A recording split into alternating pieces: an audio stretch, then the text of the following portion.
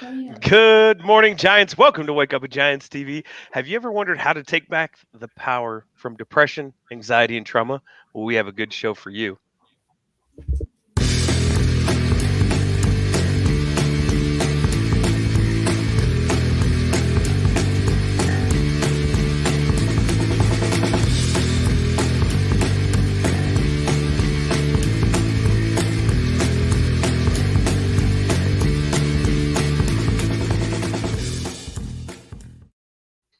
Good morning, Giants. Welcome to Wake Up with Giants TV. I'm Ryan Morris, and as always, I'm here with your host, Nicholas T. Smith, the author of The Giants and the Smalls.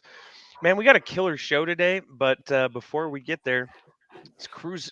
Remember to cruise over to Facebook after the show. Don't do it now. You can do it now. We're Just going they live all just now. leave. Well, all our Yeah. viewers just left. Uh, Your they don't even viewers know just where to start go yet. They clicking just go down. to Yeah. Facebook and find a tribe of giants. It's an amazing group of people that are helping each other and supporting each other on their journeys, wherever they might be in their Giants journey. So, or some maybe haven't even started yet, but they're getting ready to. So, and then follow us on YouTube. Hit the alert button so you know when we go live, just like this, because we're live Every single dang time, every right? single dang time. I've trained you well, Mr. Nicholas I T. know Smith. what you're going to say next. Oh, Actually, I don't. okay. Actually, I was going to turn it Part of over to you coaching, right? because we're about to start another SG group next Wednesday, and then sign up for SG7 is the next one coming up. Yeah, SG6 is full. So 10 participants are going through for the next 9 weeks. Woohoo. And life is changing there. So we're growing from the inside out. It's a little different. So we don't set things out here. We set them in here, and then that expresses. And so it's a powerful group. And then SG7 is going to be taught by your very own Mr. Ryan the Lion Morris. So I'm going to co-teach that with you. So yeah, Nick's gonna hold my hand. Probably not in person, probably not. virtually. Yeah, probably not my jam, but we'll figure it out. Yeah, Yeah, it's fine. I'm yeah, excited. It's gonna be great.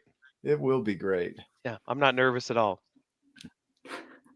That makes me nervous. I'm just kidding. It'll be great. Will you introduce our guest today, Nick? I would love to. We've got a great guest on today, Lauren Bowen. She's 20 years old. She's an artist and entrepreneur. She's the creator of the upcoming children's book series, Sulley the Service Dog, and we'll post a link at the bottom here. But she's lived through multiple medical challenges, including chronic illness, major surgeries, and countless hospital trips. Through it all, she's gained many enlightening perspectives and ideas from overcoming obstacles such as depression, anxiety, and trauma. She's passionate about sharing her experience of taking her power back and uses that to teach others about expanding their loving awareness. Lauren, we're grateful to have you on the show. Hi, I'm so grateful to be here. I just this whole week have just been reminding myself this is such a loving opportunity. I feel so loved. I feel so blessed. So I am incredibly happy to be here. That's cool. I mean, we're gonna dive in. We're gonna dig deep, and all your secrets are gonna be exposed. Yeah, it's a good thing, though. I'm an open book. Yeah. Hey. Well, we go through the journeys. We try and do that, but also if we get way off track, we're gonna do that too. But we love to go through unconsciousness, and by describing what that is, and I'll have you just tie in where you think this fits, is the mindset or the soul or the spirit we think we are when we wake up. So we've had this identity and this person that we've been forever, right? Since we were born. And then we have an awakening to that has gotten us to where we are, and that's no longer going to serve us moving forward, that something else is going to have to emerge. Did you have an experience around that where you had an awakening to who you were being? Yes, I had quite a large, intense awakening. And I guess I'll give a little bit of my backstory first so we kind of know where I'm coming from. Yeah. So like you said, I have some chronic illnesses and lived through a lot of medical trauma. It all started in middle school when I was about 10 years old. I started getting really bad menstrual symptoms. And so I also started getting hemiplegic migraines. So those were migraines that would mimic stroke. and I would be constantly going to the ER. Yeah, they're scary. I would not be able to remember who I was or where I was. They were really genuinely terrifying. And then come high school, I had my first surgery my freshman year for an ovarian cyst and an appendectomy, which there's nothing wrong with my appendix. They just took it out just so it wouldn't be a part of the guessing rid of game, I that. guess. Yeah. It's useless. Bye. They took my son's out, and it was the size of a baseball. It was on the verge of bursting just recently. Oh my gosh. See, Yeah. we thought, and I'm sorry if you could hear my dog. No, we're good. breathing We're and good. burping. Yeah. Dogs Oh, that was me. Man, I'm breathing He's heavy.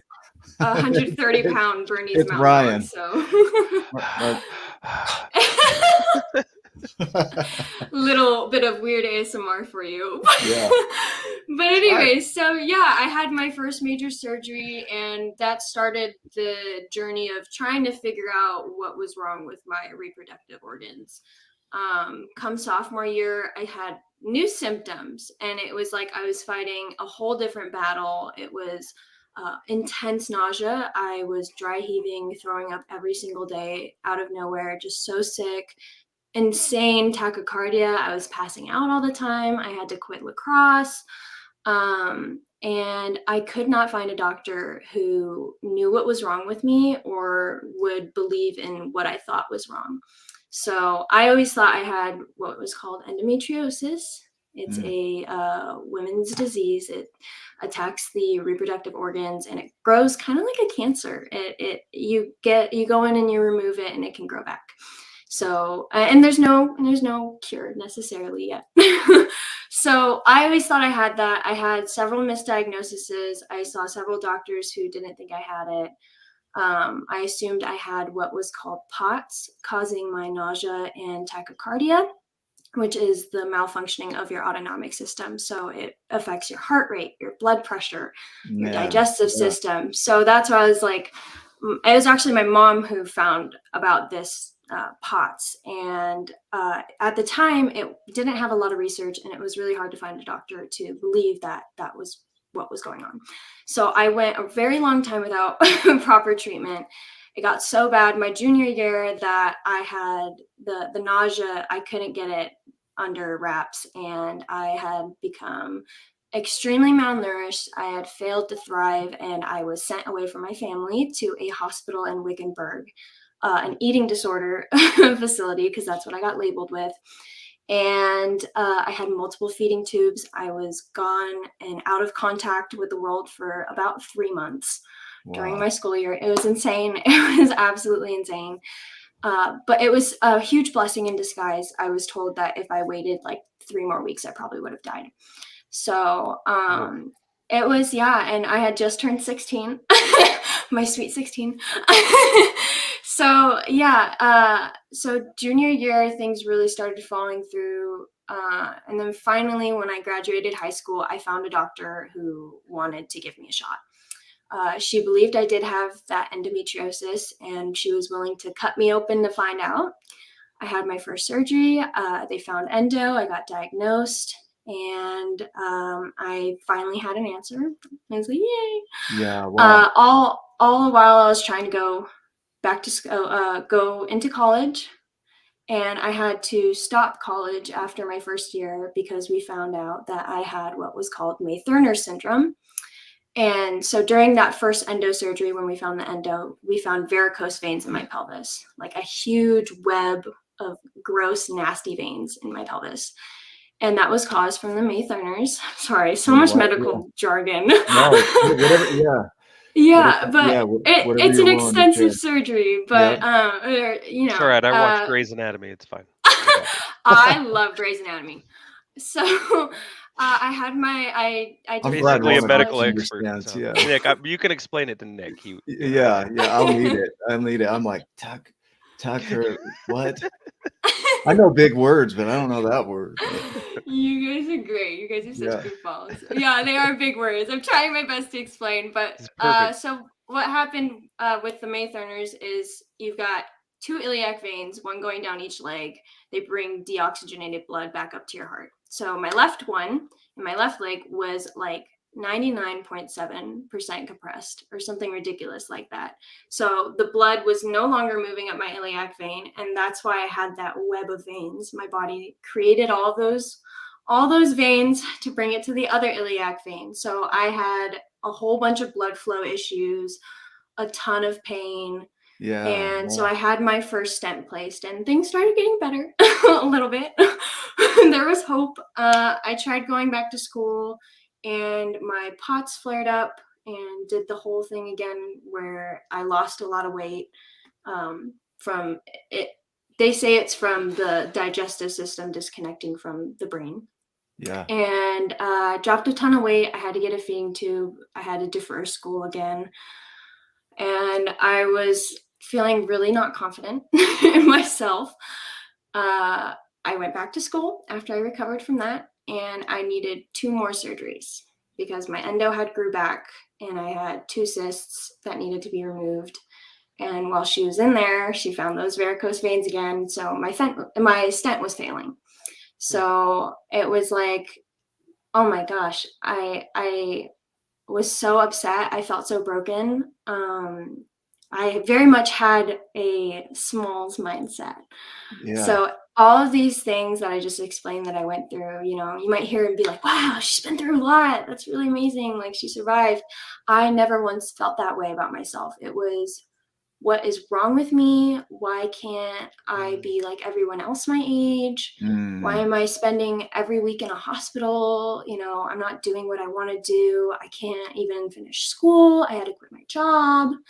And I was just so upset. And at that time, I had even got my dream partner. He came into my life. He's my absolute twin flame. I had my dream dog just come into my life during those 2 surgeries around that time. And I was so broken and not confident with myself that I fell into really deep depression. I couldn't I was like a 3.9 GPA student, and I completely flunked Yeah, I'm that gonna semester. slow you down here because you're hitting on some really key things. So we'll come back to the depression, okay? Sure thing. But one thing I want to highlight, and I see this over and over again in people that I coach, I see it, I hear it in conversation, I see it in all the interviews that we do. And maybe it's me looking for agreement, but I don't think it's the case. I think this is what we do is we have things that happen in our life that we identify with, we adopt, and we think that's us, right? And so your body's malfunctioning and you start to identify with that. And then you start to judge yourself because of it. You start to judge yourself against others, against who you think you should be. And that judgment is really harsh. Like, I'm broken, I'm faulty. Why can't I be like everybody else? I mean, you'll see these in the book as the questions that Rit asks is, why are smalls? Can I do that? Is that possible for me? It's another version of that. Absolutely. That judgment really brings people down and anchors them into a space of grief and depression, which you're going into now, which is the third journey with the giants is when you go into grief, a lot of times it's associated with depression, but it's almost like this clearing. Like, depression pulls you into a state of seeing life as it is, right? Yes. And you start reflecting and ruminating on everything that is and your space within that. And then you start to pull in those judgments into that, and it gets into the spiral where it's really hard to even function. Like you said, you go from a 3.9. Can you speak about the depression, and then we're going to move into the journey of acceptance? Like, what moved you from being in that depressed state to, this is what I've got to work with? Does that make sense? Yeah. So I realized, of course, I started having suicidal ideation where it was like my life. I pretty much I think we had talked about this in messages where we were talking about unconscious behavioral patterns or unconscious patterns that we have. Yeah. And so, I'm so sorry. No, you're good. I'm going with that. I'll try and tie you back in. So you go from this depression, right? You go into this depression where you're a 3.9 student, you're on top of everything. You start going backwards, you get suicidal. Yes. Okay, so I had a lot of unconscious behaviors that kind of led me into that, where everything I went through, just couldn't process life in a healthy way. And like you said, I really identified with what I was going through. When you get diagnosed with a chronic illness, the first thing they tell you is there's no cure and we could just treat the symptoms. So if you don't have a good inner dialogue, which was another unconscious behavioral pattern that held me back, if you have an unhealthy inner dialogue, you hear things like that and you just solidify it. You agree with it. And You're like, that's who I am. Nothing I can do. Right? Yeah. So what really made me depressed was I had me, myself, not my diagnosis, not what I went through, me, myself, I doomed myself to a life of sickness. I didn't see myself getting better. I couldn't even visualize the life that I wanted. It was too painful. God, yeah. You know? So I genuinely was in that space where I was like, there's nothing I feel like I like about myself. There's nothing I feel like is going to get better. There's no hope, right? Yeah. And I had this moment of reflection where I was like, I need help. This is so much bigger than it's me doing this, I understand that. And I need to reach out to my loved ones, because the truth was that I had everything I wanted right in front of me. The dream partner who is amazing at communicating and sees the best of me in me when even, I couldn't see that. Yeah. I had that. I had moved out of my parents' house for the first time. I had my dream dog that is my service dog in training right now. And I just couldn't feel happy about those things. I couldn't really feel the fulfillment and enjoy those things. And so with depression, I feel like it's like your cup is so empty. And I knew that I had all these people trying to fill up my cup and all these amazing things that are supposed to be filling up my cup. But you had a huge it was like, right? Like you're filling exactly. like what you poured spaghetti into.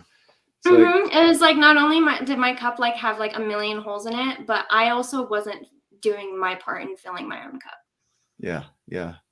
So, yeah. Okay, yeah, we're gonna hang here because this is the hard work. Like this is the stuff that people don't realize. Like we want to put on some system and feel good. We want to go to the next event or read the next book and we're solved and cured, right? Yeah. But this internal work that has to happen can only come from us. And so you're the only one that can patch those holes. You're the only one that can fix your vessel, right? So that you can start to receive that stuff. And so at what point did you start to realize, like, this is what I have to work with? This is it. And it is what it is. It's not ideal. Maybe you had some other variation of this. It's not ideal, but this is where I'm at. This is what I have to work with. I'm going to make it work. And somewhere along the way, you obviously, you've worked on your inner dialogue. Absolutely. So what did you do for that as well? Oh my gosh, so much. so much. And I want to start off by saying, I know you mentioned like, reading the books and oh, this book is going to fix me, or, and it is important to do the investigating, to read the books, but, read it about yourself, first of all, expand your knowledge, because a lot of the things that I needed help with, I didn't even know I needed help with. So I encourage others to go out and do reading and reflect on yourself and whatnot. Thank you. So Thank you for that. I didn't mean like, don't learn anything. No, I just think it's like you want to cover all your ground. So there's that. There's surrounding yourself with the right people. I had left a toxic relationship that didn't serve me. And, obviously I wasn't right for that person either. Takes two to tango. So it's about, learning more about yourself and learning what's good for you and what's not good for you and surrounding yourself in that. So I think that was really helpful in regards to kind of changing my mindset of like, maybe I can work with what I got, Yeah. I did realize that it wasn't that I was doomed to a life of sickness. It's that I couldn't even believe in myself to get me to a point where I could feel just comfortable in my body and feel good. And I just didn't think that was possible. I didn't think it was possible to have those diagnoses and to feel good. So I started believing that things and how I saw the world, everything was not as I thought it was. So Okay.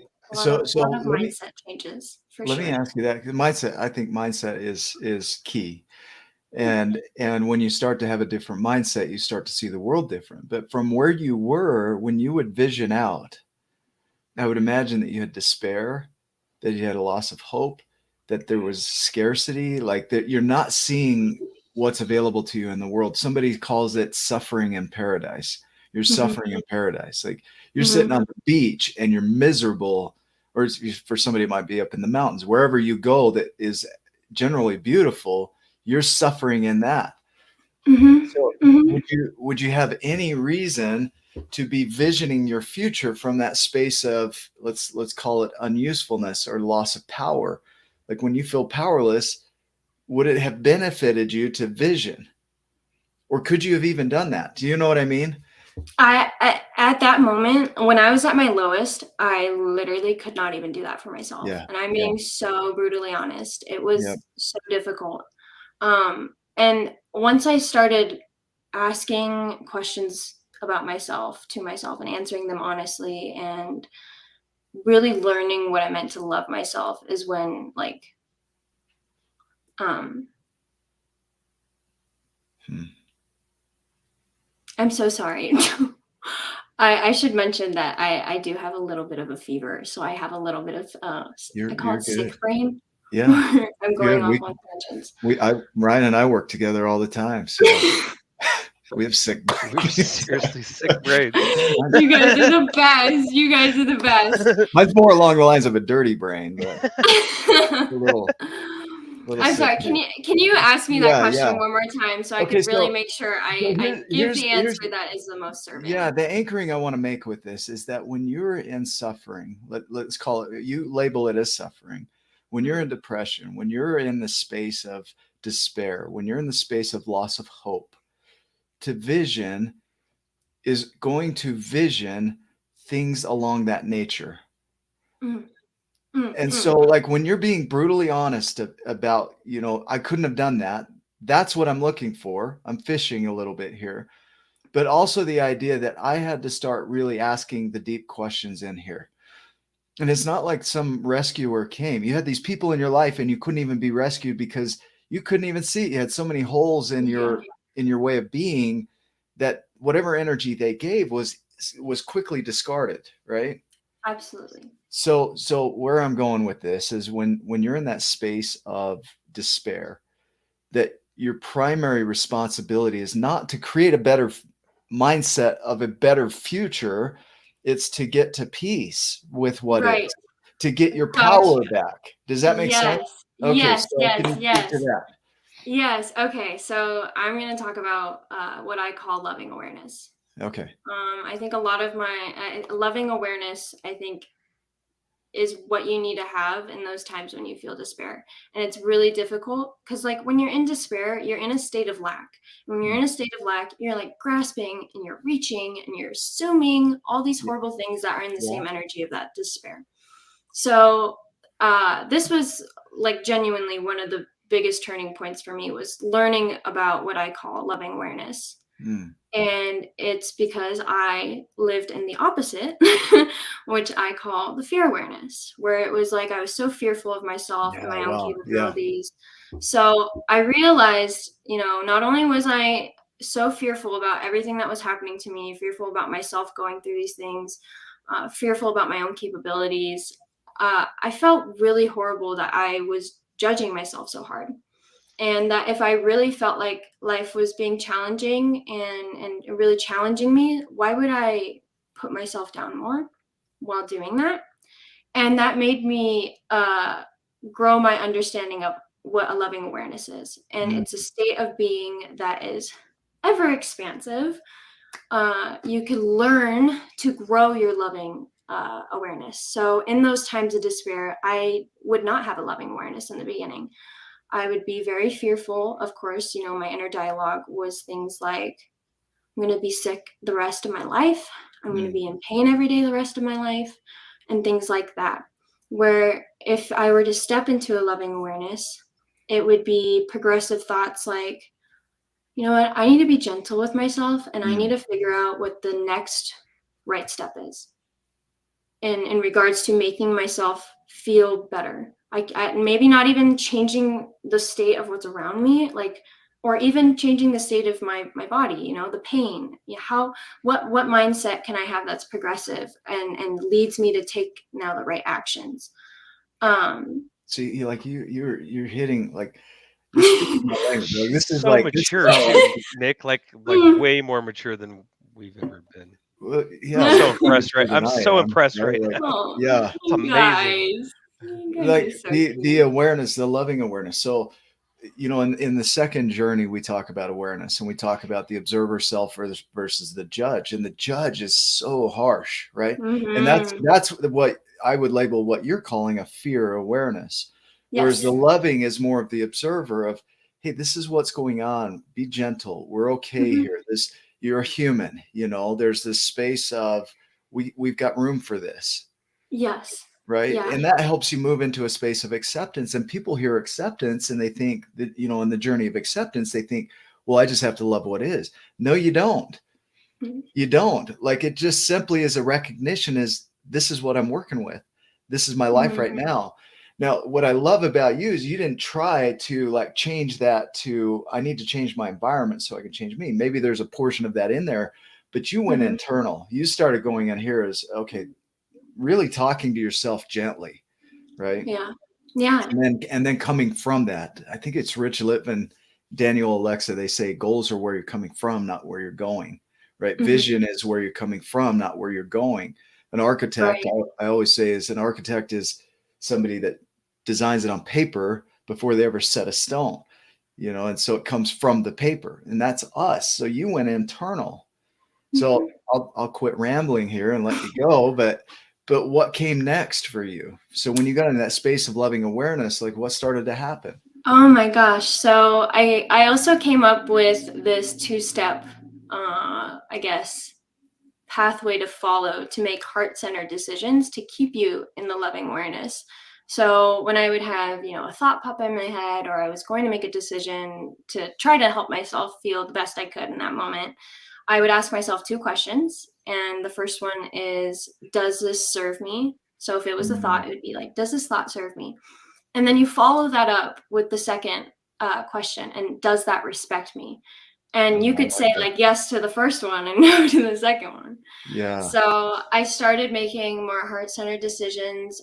I started becoming more connected to myself because I was really truly learning to love myself. That's why I say you expand your loving awareness, because sometimes you don't even know how to love parts of you, and you know, you learn from yourself, you learn from others. My partner, I give him a lot of Yeah. credit for teaching me how to love the things about myself that I didn't want to love or I didn't know how to love, you know, kind of like growing flowers in dark places. Yeah. I guess. How long did it take? A couple hours, couple minutes to get really good at this? I mean, were you instantly like successful? No, I mean, once you do it, you feel the energy shift. Yeah. Yeah. It was painfully uncomfortable for me in the beginning because it's For how doing the long though? thing. Like, just to give people a sense, how long did you have to stick with this for it to start become your new mindset? Because you're shifting from an old mindset to a new one. And I think people want this instant gratification, but Mhm. Mm-mm. speaking truthfully, like how long do you think it took you to really start Over a mastering? year, Okay. over a year for sure, and I had a lot, a lot of untangling to do in order to even create space for Yeah. my loving awareness to even blossom, if Yeah. you would. So How yeah, important, it took a really long time.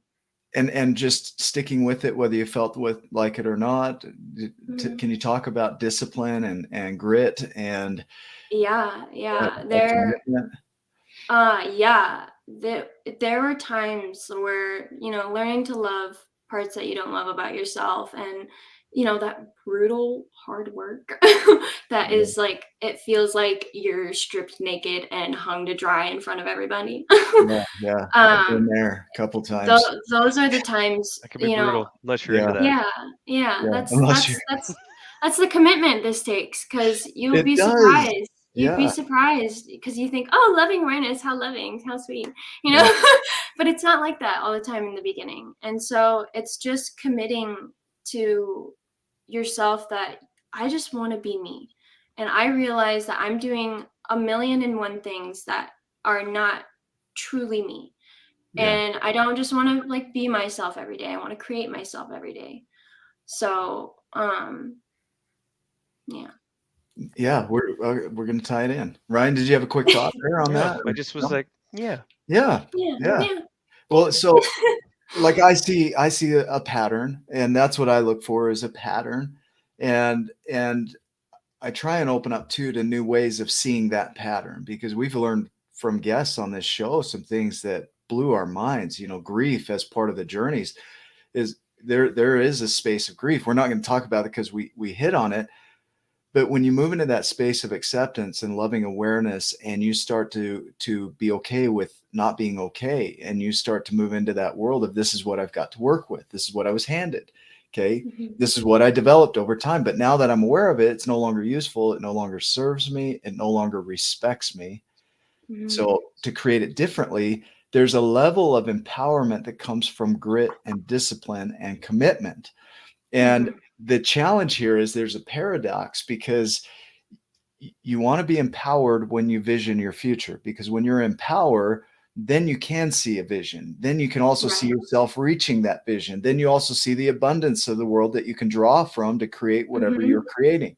Then you Mhm. also see possibility and the uncertainty. So you're no longer afraid of the future. You're in love with the future, if that makes sense. Yes. And Absolutely so makes sense. there's a journey we put in, the journey of gratitude, which is part of the empowerment tools. But gratitude, can you speak to gratitude a little bit, of how that Yeah. puts you into your power, or did it? Do you have a version of that? Absolutely. Absolutely. Uh, I was not a practicer of gratitude until I realized that I had everything I wanted in front of Mm, me and I wasn't being grateful. And it hurt my heart that I wasn't, and that I wasn't acknowledging all of these blessings in my life. So now gratitude is a huge part of my life. I at least try to, uh, Oprah says to journal for things you're grateful for yeah, every yeah, day. yeah. And I think there's a lot of power in gratitude, because also Dr. Joe Dispenza says that we're in a state of lack. Mm. We are not. Hi, Steve. When Oh, we're hi, Steve. we love you, Steve. So when you're in a state of lack, you're not you're attracting that lack. Pretty much, you're Yeah. grasping and So reaching. So like, can I give a variation of that? yeah, of course. No. That lack is expressing from you. It's not like you're attracting it. Okay. Mhm. It's coming from you, Yes, right? exactly. It's like, to me, it's like you're vibrating at a certain frequency, and Yeah. then things around you that are vibrating at that certain frequency are just going to match. So I Yeah. guess that's what I meant by attracting it. Yeah. Yeah. Because when you're not in a state of lack and you're feeling really grateful, I have found that that is when things that I would be labeled as like abundant Right. really start to become known and more noticeable and more I guess prevalent in my life. Yeah. It, But gratitude is such an important tool just to create. In order to envision, I feel like I needed to be truly grateful for myself, grateful for my body. mm, I really struggled with feeling hatred towards my body as a vessel. mm, But I started to feel grateful for it, and that brought on a lot of opportunities for me, and mm. ones that I took, ones that I learned a lot from. And so I think genuinely gratitude is one of, it's like you put a turbo on your Yeah. car Yeah. and you're like, Yeah. It we're really is. racing. Hey, You Ryan, know? you'll get this. Like you get a cold engine and you put some starter fluid in it, right? Gratitude's kind of like that. It's just like, boom, it ignites the engine. It's like me, I don't use a Like stick me to with start a Monster fire. Energy drinks. It's like, You and Monster Energy drink. Yeah, I'm grateful for that. Somebody on here is going to be like, don't you dare. so bad. But man, that's gratitude, Monster Energy drink. but the idea that it turbos your life, right? It turbos you back into a state of power. And man, it can be a real big catalyst to get you into a mindset of seeing possibility and abundance and vision in front of you, right? Because when you hated your body, all you could see is what is not, What's right? wrong with it too? Yeah. All the things I thought I couldn't do, but I just defined it as I couldn't do it. It's not that I actually couldn't. Yeah. But it's very, very interesting for sure. So from this state of power, so you've covered like these first 6 journeys we go through, right? And you Right. come to this space of being empowered. And then you look ahead into your future and you start seeing Kathrine Lee, Lydia Nibley, they call it a pre-membering, a remembering of things yet to be. So you have this memory of something that hasn't happened yet. But you have this vision, right? And not only do you see this vision, but you see this vision so clearly that you already are experiencing it here. And so it's a memory, but it's not in this objective reality yet. Yeah. Can you speak to that? Yeah. So when you say that, it makes me think of when I first actually gave myself permission to really say that, you know what, I'm gonna allow myself to envision my dream life. Like I'm really gonna give myself permission. Like no judgments, just put everything down and just sit here and think about it. And I saw myself completely connected to my creativity, being a vessel of love in the world, serving others. And so when you were just talking about all that, it made me think of how I started to connect to that. It wasn't just, oh, I'm standing here and I'm reading books to all these, sick kids, and where there's so much love in the room, and I'm wearing this fabulous, colorful outfit and stuff. It's not that. It was, well, how does my heart feel when I'm envisioning that, and seeing those faces, like how does that make me feel, and who am I being when I'm reading those books, and who am I being when I'm communicating? And that's what I really connected to in regards to my visions. And I have like really strong visions of my passion projects and what I want to do and my purpose in life. But I always try to connect it to how how I can feel now, what I can do now. And I also like to tie it into, like you said, like it feels like a past memory. Yeah. I like to remember times that I felt really loved and I felt really happy and I felt hopeful and things were good. And then I connect that future vision to that. Nick and I will do that all the time too. Sorry, Nick, to interrupt you. I get to interrupt you because we'll be like, remember when? And then we'll just go on this this big, huge thing. And I'll send something to Nick and then I'll get a response back. Yeah, man, that was the best. Do you remember when? ... And then, we'll just go back and forth. It's awesome. All things that haven't happened yet, but we remember the heck out of it. In the journeys, we do the journey of vision, and it's all about, there's one component I teach of fascination. The fascination is a fixation with that thing. And when you say connecting with it, that's it. Like you've connected with it. So now it's yours. Absolutely. And now the beauty of it is, it goes back to the analogy of the architect, is they're going to draw this out. They're going to have a spiritual creation, a paper creation of it before it ever lands in this objective reality. And so now that you have this fixation with it, now it can express from you. And when you look at uncertainty, like, how am I going to do this? That's the question people want to know. They want to know the how. When I know the how, then I'll act on it. Well, you're doing it all wrong, because the how is unknown, right? The possibility is there. When you have that vision so clear and you've connected to it, now it's like everything's a stepping stone. Everything's a place to get there. Everything's a workaround.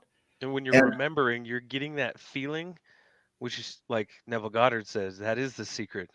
Yeah. That being happy, feeling happy. When she lives in rural America somewhere, so she said this would probably happen where she disappears. But I'll keep going with my thought. Is that sometimes you're good, we're good.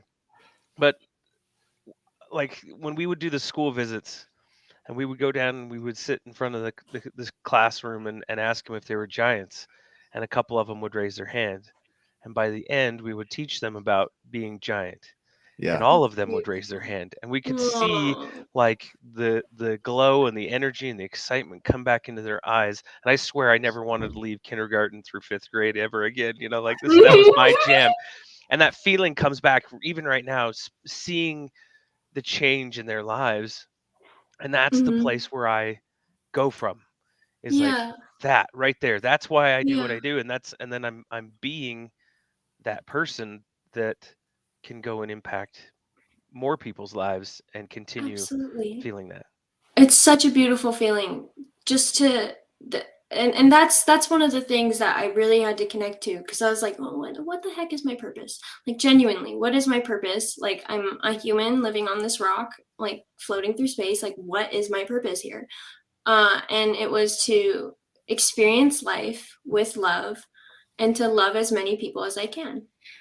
And so I really like what you just said, because you made all of those kids feel so loved, and you taught them and you taught them how to value themselves. And that's Yeah. something that I too want to teach through my books, Okay. is, to create the generations of loving beings who truly understand how to value themselves and others. We're going to jump ahead here because like Mm.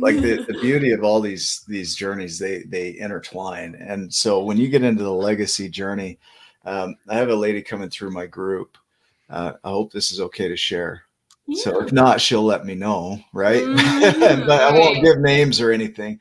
But she's 71 and has lost her purpose, like wondering, Mm. where do I find my purpose? And I shared with her, you don't go find your purpose. It's like finding your glasses. It's wherever they are, they always seem to be lost. You can't find them. Your purpose is probably next to your glasses, right? So if you look at it that way, but when you choose a purpose, purpose is a place to rest.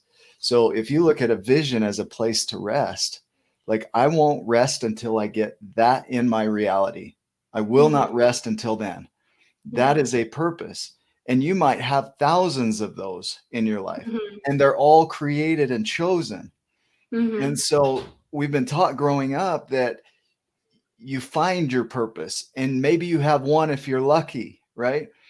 And here she is at 71, reinvigorated. She's going through this next program. She's powerful. It's like she Beautiful. has this new perspective that she didn't have for 71 years of finding purpose. Is no longer finding purpose. It's creating as many as you can. And you don't rest until that's an objective reality, right? Mhm. And we call that the legacy journey. That's the final journey that threads through everything. But there is no limit to the number of purposes you can have in your life. And I think that's where people Yes. get so hung up. Mhm. Absolutely. Absolutely. And I think I found a lot of comfort in not just like really defining what my purpose was. It was more just, I'm just here to be love. I'm Mm. here to spread my love, to be loving kindness, and to encourage others to be the love they want to see in the world. Yeah, yeah. So And who you're everything being, just right? loving. Yeah. Mhm. More than the purpose is, who am I in all of this? Is Yes. that what you're saying? Yes. Yes. Yeah, Yeah.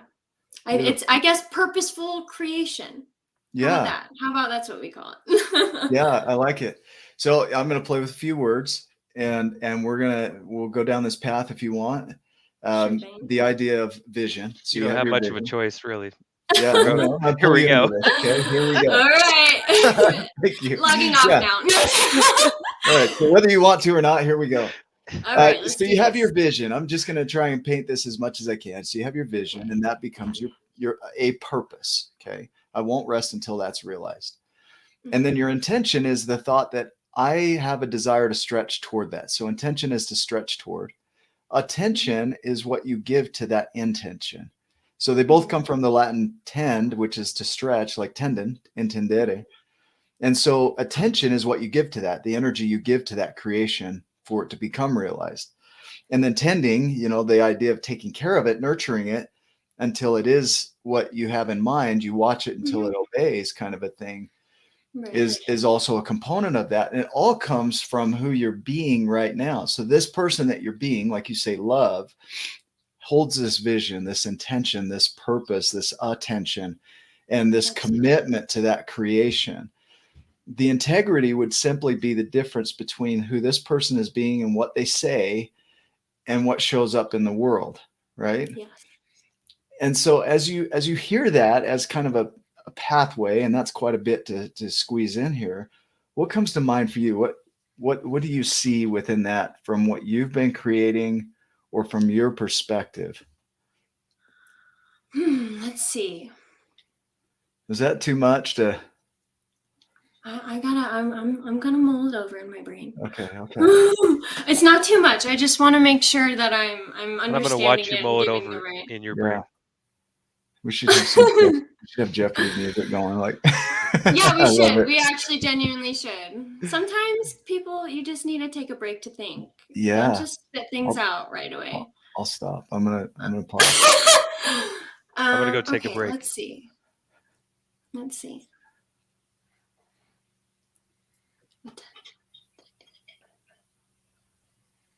B.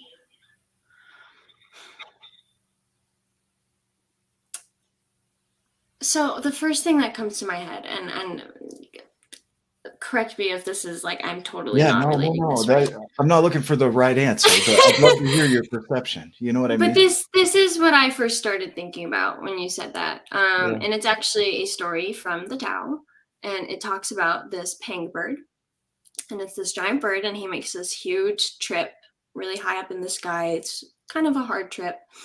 And below him, there are cicadas and turtle doves that are chirping away, and they're going, why does he do this every year? What is he doing? This is so difficult. I wouldn't want to fly that high. And why can't he just be happy where he is? And the pang bird stays focused on his end goal. He knows where he's going. He's not listening to the turtle doves or the cicadas because they are not on his energy pathway, I guess. So that's what came to my mind when you said that. Where I freaking love it. Yeah. It's a strength in yourself and your capabilities to get to where you want to go, and holding that vision, as you said, as the bare raw truth. And whatever anybody says slows you down. So don't pay attention to it. Just keep resonating with that same energy on your journey. I have a twist on this, and it's from my book, From the Giants and the Smalls. Mm-hmm. Is that often we think other people are the cicadas and the turtle doves, right? We think it's others. We think others are the smalls, and if somebody else says something, I'm not going to listen. But it's not others. It's us saying those damn things to ourselves. Absolutely. Of why would I do that, right? So this isn't about other people. It never has been. It's always about what's going on in you that you're telling yourself. It's what you choose to agree with. If those people say you can't do it and you agree with it, then you're not going to do it. That's a powerful way to say it right there. Yeah. Mm-hmm. Yeah. So yeah, you're right. It does come from within.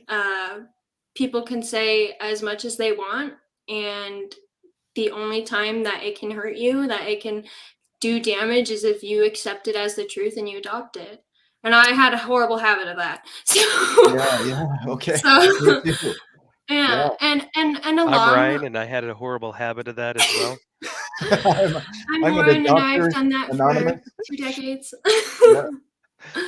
I'm 12 years and I also want to add this to that, and it's something else that I discovered through my journey, and kind of investigating my fears and deciding to run headfirst into my fears.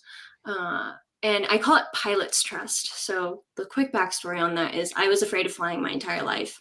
My partner's father is an incredible pilot, and he's got a little tail dragger, and I went up in that plane with him, scared to death. And I sat there and watched him fly this plane, cool as a cucumber, knowing exactly what to do. If the plane had a little turbulence, the plane did what it was supposed to do.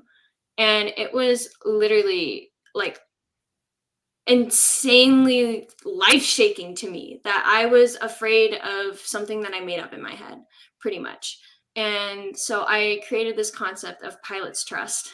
And it's a trust in your capabilities to navigate in your domain, and a trust in your vessel to get you to where you need to go.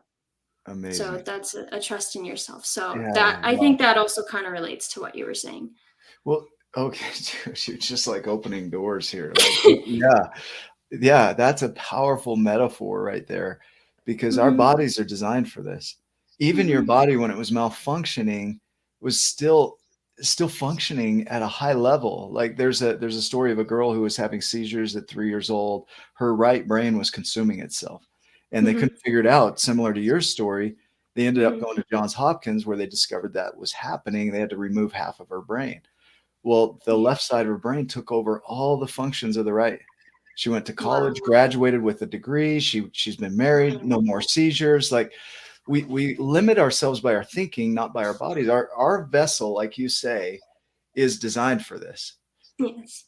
And so we see the world, like Steve said earlier, not as the world is, but as we are. So our Mhm. perception affects what we see in the world. And so when we start to go internal and really work on this mindset, your body's still doing what it's doing. Like it's not like this just went away. It's like, Mhm. no, I'm learning to work with the vessel I have, and I'm going to create from there. Like your mindset shifted inside of all of that, right? Absolutely. Absolutely. And it's also it's not just a trust in your vessel too. Like just as a pilot, when you experience turbulence, it's probably like a column of hot air rising. Yeah. And, the pilot knows that. And that's kind of how life is. It's you trust in your vessel that when it comes to these columns of hot air rising, that it's going to handle it accordingly. Yeah. And that's really what life is it's going to give you columns of hot air rising, and you're going Yeah. to have Yeah. turbulence. And like you said, with identifying with what you go through, that's what I mean with I could not process life in a loving way, where it was, to me, life was picking on me, and it pushes me down right when I get back up. But life is Right. so intentional, and if you think that it's purposefully picking on you, I hate to break it to you, you're not that special. Yeah. So Yeah. there's columns of hot air rising all over. So you Yeah. just really need to trust in yourself and, Well, and your capabilities to navigate. the beauty of your analogy there is that the pilot, that internal mindset, that internal, they say mindset, soul, spirit, it's all interchangeable. It's who you are beyond the thoughts, beyond the feelings, beyond the actions. There's a pilot in there, the higher Mhm. self, the wise self, depending on the culture that you're looking from. Right. But that pilot knows what to do, but that pilot is also trained by what you give that pilot for training, right? That mindset, that pilot, whoever they are, can become a master, an expert in Mhm. different ways. It's not like you're born with this mindset and you're stuck for the rest of your life. It's what you think and feel and act on and repeat now becomes the new mindset and the new pilot, the upgraded pilot. But if Mhm. you get into the Mhm. mindset, like you're saying, of, well, I'm the victim and life's picking on me, then there is no growth. When you're in judgment, there's no learning, right? Right. And Right. so, but when you can let go of that judgment, like you did, that loving awareness, Loving awareness, yeah, man. then you step into a space of learning, and now you Yeah. upgrade your life. Tony Schmaltz, I'm Yeah. stealing your idea here. You upgrade your life because of who you're Absolutely. being. Absolutely. Absolutely. And Well, and to even take it a step further, that pilot's trust led me to fly the plane. oh So man, I oh went man, from yeah, literally death gripping my mother's hand on every single flight I went on yeah, wow, to the flying us pilot. into a pattern. Holy So cow. you open a lot of doors when you run headfirst into your fears and you get out of your comfort zone, because you don't grow in your comfort zone. Lauren, you just solved the world. So last show we'll ever do. I All don't I have a want to do. microphone to drop. Like, hold on. I'll drop mine. Yeah. There you go. There you It's go. busted. We can't hear her Yeah, I just anymore. It's break it. over. No, that's amazing. Yeah, Looking at thank the you. title of this show, how to take back your power from depression, anxiety, and trauma, is there was a sense or a thought or an idea that they had your power in the first place. They never did, Mhm. but they Mhm. gave the perception that they did. So Mhm. taking your power is really, if I were to summarize a little bit, and I'll let you do the same here, is it's recognizing through loving awareness that you're already powerful, Mm-hmm. And now it's, once you're in that space, what else can you do? And Yes, just keep adding to that, expanding out. absolutely. Yeah. You said that so beautiful, so Mm. perfectly. Absolutely. Taking your power back is knowing that your power was never gone in the first place. You might have been withholding it from yourself, but it, Yeah. it was never there. It might have been in the dark and not in the spotlight, Mm. but it's always there. And the best way to do that is to just love yourself. Take every opportunity, every experience as an opportunity to love yourself. I see that quote all over our the ultimate Yeah. coach group, and it's Yeah. the Yeah. absolute truth. Yeah. And that's really, what I want to teach and what I want to give to the world through my book series Yeah. is teaching people loving awareness to live their most loving and fulfilling and happy lives. Can you talk about that? I'm going to pop that up on the screen here a Yeah, little bit. yeah. Tell us about your project. Tell us what you're creating. Yes. So this is still in the works. I am a one-man show, but I created a children's book series called Sulley the Service Dog, and it's based off of my service dog in training. But he goes around and he helps kids through their various challenges and teaches people how to have a loving awareness. And the movement is to be the love you want to see in the world. That's his whole thing, is to be the love you want to see in the world and spread love and light everywhere. So there's a book that will be coming out. So through the website, you could put your email in and I will let you know when the book comes out. It'll be a Yeah. free ebook about loving awareness. So Sulley teaches what it means to actually have a loving awareness and what that looks like. And there's a second book in the works. This one is special to me because it's about a boy who stays at the hospital for the first time. And Sulley helps him overcome his challenges through loving awareness and creating a better experience, no matter what he's going through while he's there. So it's really exciting. I hope to bring peace to families everywhere. With the book of the hospital stuff, I want it to not just be beneficial to the patient, but to the doctors, to the parents. Oh my gosh, the things that parents go through when their child is sick, it can make me cry. Yeah. I have so much love for the parents who are going through this too. But Sulley the Service Dog, it's going to be more than a book series. I want it to be a TV show. I want Sulley the Service Dog themed hospital, Sulley the Service Dog themed surgical wings. I want the books in every elementary school. I want to donate as many books as I can. So it's much bigger than just a book. It's much bigger than just me. But for right now, it's just me. And I hope to bring on a team, and on my website in the vision page, there will be a donate button. The GoFundMe will be live today. Yeah. And that's Awesome. just to help me fund actually publishing the books and Yeah. travel costs, because I do want to go and spread this love. I love talking. I love meeting people. I love connecting with people. So yeah, it's much bigger than even me. And I hope it's part of my legacy, that it's an infinite company that goes on even when I'm dead and gone. Yeah. That's So beautiful. yeah. I when you're saying that, I was listening to Bob Proctor this morning at the gym, and he was talking about what you want is what you go out and get, right? And I think of the word get is a gathering in. You gather in what will fit your vision. And if you don't know what you want, which means to be without, what are you without? If you don't know what you're lacking or what you're missing for that vision to be realized, you don't know what to gather in.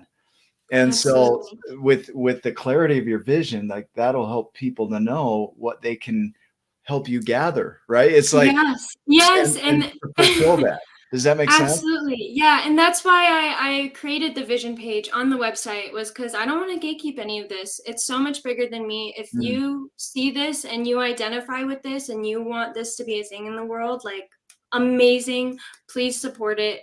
That's why I have the vision thing, because it is so much bigger than a book. And I'm 21. I don't know exactly what I'm doing, but you just need to take the next right step and take every opportunity you can. I got brought on to last year. I was a part of a startup company as a director of marketing with no marketing background, and I learned so much, and it's actually helping me now while I do this. So take every opportunity. If you have a dream, take every opportunity in front of you throw your ego aside, learn as much as you can, and share your vision. If you like, there were times in the beginning where I was like, I don't know how I'm going to make this a thing, but I just started creating and sharing.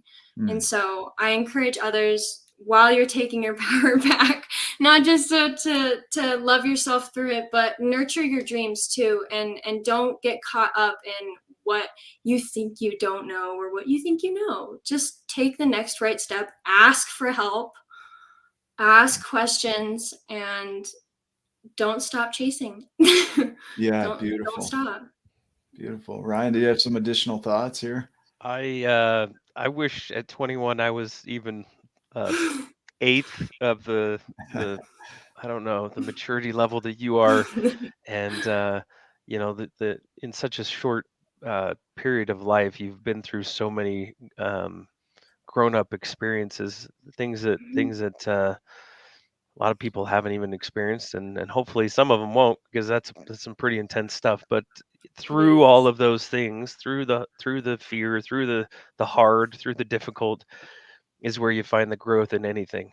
And man, you've inspired me. You've shared with these giants. You're right. You're not alone in this. Even though you're a one-man band, as you say, you're not. You've got a Not group anymore. of people. You got giants behind you here, so much love. and we'll do whatever we can do on our end to continue to support and help, and that's what it's about. That's loving each other and helping each other through the things that come along, and man, I can't think of a greater thing to get behind. So Thank congratulations on all that you're doing, Thank and thanks for spending time with us this morning. Yes, That's amazing. Yeah, it was so fun. we got to see David. We got to see the other half. We got to hear Sulley breathing heavily. Oh, she froze. That's good timing. Yeah, that's perfect. Yeah. We'll see there. She might come back. We'll see. You know, that's the beauty of technology. Best shows. I'll pause her while she's in that state there. But yeah, that's powerful. It's perfect. It's It right really on is. time. Yeah. So hopefully this helps with the vision that she has as well. Here she comes back a little bit. Did we get you back? Yeah. Oh my God. Hi. I missed you guys so much. I know, it's been so long. I remember when we had a podcast and we got together and hung out. It was amazing. See, I was remembering. It was so much fun. I remember that. I remember. I'll give you an update too, Steve. It's all cleared up. We're good. Steve will often throw up these things. It'll be like, "Do not read this comment out loud," like Anchorman, you know, like. Yeah. Oh my gosh, it kills me. We will do that. You know I hope your rash feels better. I do too, because that could be really bad. Yeah. For your love life. Some coconut oil. Yeah. Any home remedies, just let me know. Send them over. Lauren, is there anything else you wanted to share today that we maybe missed? I just want to address the audience and say thank you for watching, and I love you so much. If you do not feel loved, know that I love you, and my messages are open. I'm very talkative, as you can tell. I am a true Bowen in that sense. But yeah, I feel very grateful to have been on here. I hope that I hope that you don't go through what I went through, but take the lesson, know I love you, and know that you can live your most fulfilling life. I love it. You know, now you have to sing it. Can you go backwards and sing it? Oh, she would too. I love you. I love you. I love you. I love you. I love you. Don't forget it. This sounds like a TikTok challenge, right? The comments. Now do it with this. Oh right, gosh. Now add in a band. It's hard being Gen Z. Yeah, I love this. For those that are watching, for you that are watching, we are so grateful. You have given us this space to have our platform. You've given us insight, follow through, comments. I mean, we see same people here every week. You know, Steve, I don't know how he does this, but I think he misses church to be on this. Like this is. No, he puts it on in church. He does. He double dips. Yeah. But I just want you to know that we love you. As you're listening to Lauren's message, you know, the big thing is that we always do the X, right? Is the X is where you are, and that's Ooh. exactly where you need to be, right? The X is where Mhm. you are, and that's where you're working from, and that's where everything will come from. And so when you get okay with where you are, your life is going to change dramatically. You'd have that Mhm. loving awareness, and you create Yeah. from that, you're going to Yes. create powerfully. And so Yes, sir.